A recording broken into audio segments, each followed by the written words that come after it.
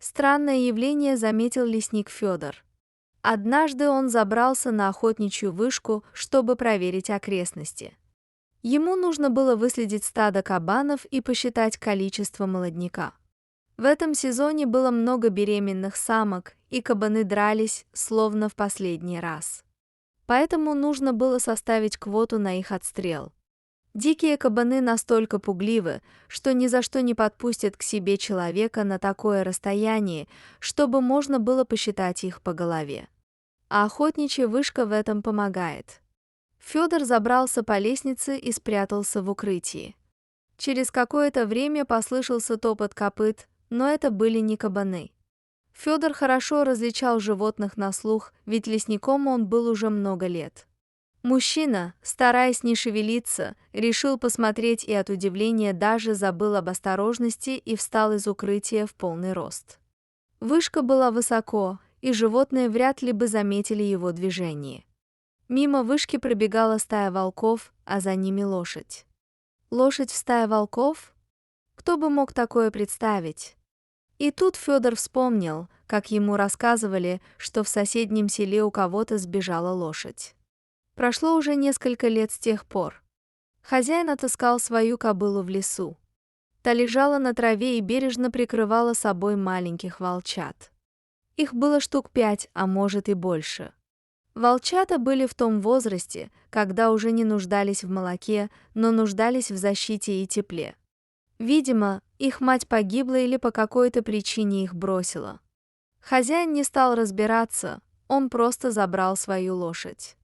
Они шли по лесу, а волчата, поскуливая, бежали за ними. Чтобы оторваться от назойливых щенков, хозяин прыгнул на лошадь и поскакал. Хозяин поставил лошадь в стойло, а наутро она сбежала. Еще 3 раза он ходил ее искать и приводил домой, а потом махнул рукой. Хочет жить в лесу, пусть живет. Зима настанет, сама вернется. А не вернется, так пусть идет на корм своим волчатам. Посчитал хозяин. Лошадь не вернулась, и волки ее не съели. Как ей удалось перезимовать и выжить в лесу, никому не известно. Но понятно было то, что она влилась в волчью стаю. Похоже, она не просто в нее влилась, а создала ее. Что это было? Нарушение закона природы? Лошадь в волчьей стае или волки в табуне? Но, тем не менее, после того, как хозяин забыл о своей лошади, многие видели эту странную семейку вместе. Федор не верил этой байке, хотя было немало очевидцев в деревне. И вот теперь он стал одним из них.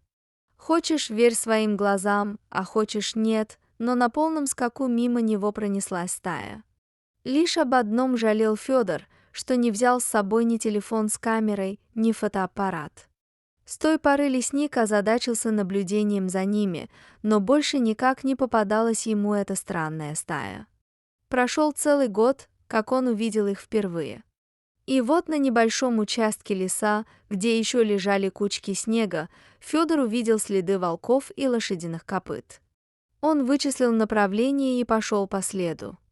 Дальше на песчаном берегу тоже встречались следы лошадиных копыт и волчьих лап. Значит, он шел в правильном направлении. Еще издалека Федор заметил эту странную стаю. Лошадь спокойно паслась на берегу реки, а под тенью деревьев отдыхали волки. Наверное, незнающий человек бы подумал, что волки выследили добычу и собираются напасть. Но Федор сразу понял, что ничего такого не происходит. Волки были расслаблены. Они катались по траве, чесали лапами за ухом и зевали. Вдруг один из волков вскочил, подбежал к лошади и стал тереться о ее морду. Лошадь фыркала и поворачивала голову. Они явно радовались друг другу. В этот раз Федор наделал целую кучу фотографий. И уже дома, рассматривая каждую, он вдруг заметил, что бок у лошади сильно раздут. Не было сомнений, что лошадь была беременна. Вот это новость! Волчья мама решила произвести на свет жеребенка. И ведь нашла же себе где-то пару. С той поры Федор следил за лошадью почти каждый день. Он сильно переживал за жеребенка. как бы волки не проявили свой охотничий инстинкт и не съели малыша. В один из дней Федор немного задержался, все-таки у лесника очень много работы. Уже издали он услышал какие-то странные хрипы и стоны. Он понял, что лошадь рожает и ей плохо, но лесник все-таки боялся волков. Федор быстро залез на дерево и увидел странную картину. Лошадь действительно рожала. Вот только жеребенок никак не выходил. Судя по рассказам, лошадь была уже пожилая. И тут волки стали вытаскивать жеребенка. Они упирались лапами и тянули на себя. И вот, наконец, случилось. Жеребенок был на свободе. Лошадь вздохнула и замерла. Федор не обращал на нее никакого внимания. Его гораздо больше заботил жеребенок. Лишь бы только волки его не съели. Но серые хищники, выращенные лошадью, стали облизывать малыша. Они явно приняли его за своего.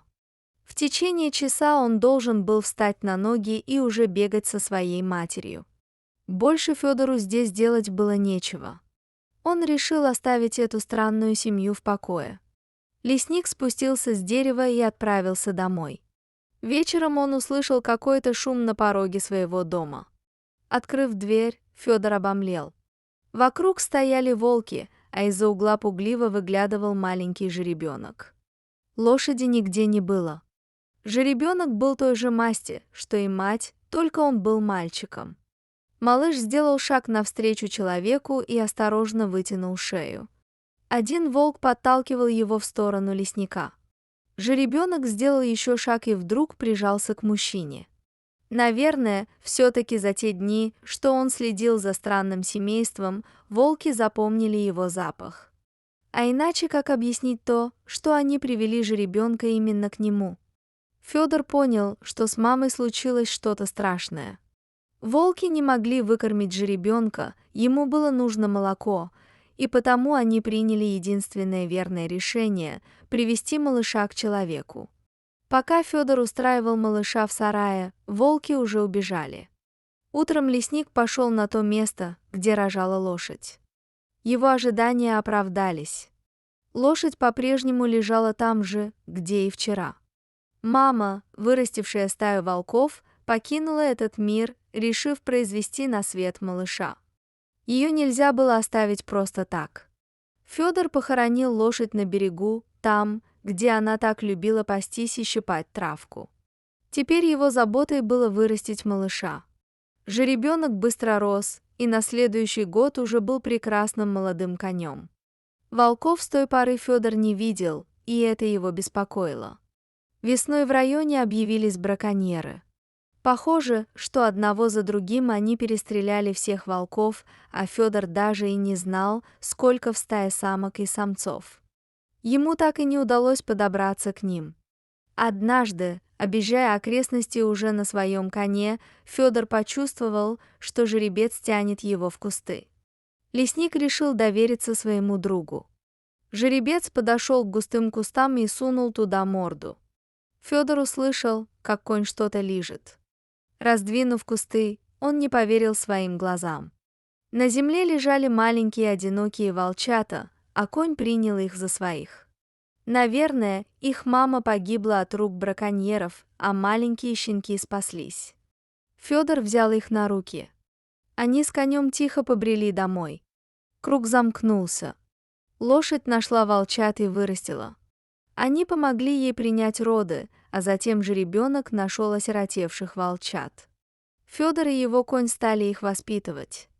Надо было вырастить новую стаю.